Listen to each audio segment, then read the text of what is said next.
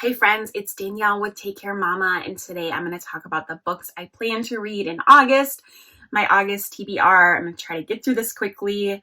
I'm at the cabin. It's a weird setup, and I think the kids need me soon. So the first one I'm so excited about is The Vanishing Half. I'm just maybe 50 pages in this already.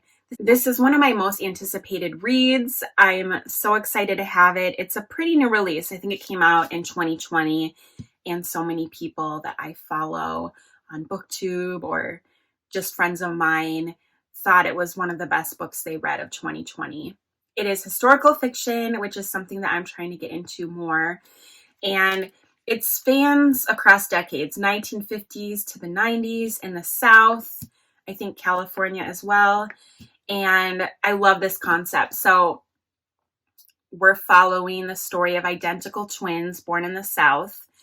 They are Black, but very light skinned. They come from this interesting town in the South that is a Black community, though they are all very light, and that's something really important to them, is being a light-skinned Black person. And it's instilled in these women that they need to marry another light-skinned man so that their children aren't too dark. So that's that weird dynamic going on. And so the premise of this book is the twins get separated at some point, and one of them decides to live as a white woman. And I think they're going to come back together decades later, and as a reader, we're going to see how differently their lives turned out. They're identical twins. They share the same upbringing, the same genes, but one of them lives her adult life as white, and one of them lives her adult life as Black. And I think that's just going to be such an interesting thing to read about. So I'm super excited about that. The next one is, the next one is my king book for the month, and it's a novella called Apt Pupil. This is in the Different Seasons collection, though it's a standalone novella as well. And I knew nothing about this. However, I did start it. I'm listening to it. It's so creepy. I think we're in the 1970s, if I remember correctly. And there is a young boy, I think he's 14, and he becomes obsessed with learning about Nazis. And he somehow figures out that someone in his community was a Nazi leader, and he, no one knows that obviously, but the kid figured it out. The old man is living his life as a normal old American, and this young kid figures it out that actually this guy has a really horrific past and is an awful person. And the kid is obsessed with Nazis and learning the details. And so the young boy kind of blackmails the old man into telling him all of his stories and the dark things that he did. And in exchange, the young boy will keep the secret. And I'm excited to wrap this up and talk about it in my wrap up. Next, I think two of these I talked about last time and I didn't get to them. So we'll go through them quickly. The first is The Deep by Nick Cutter.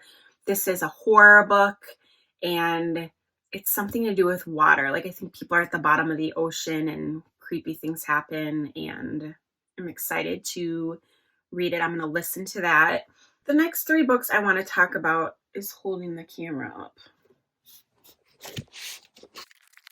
Okay, sorry for the camera shift. The next three books I want to talk about were holding up my iPhone. Let's see.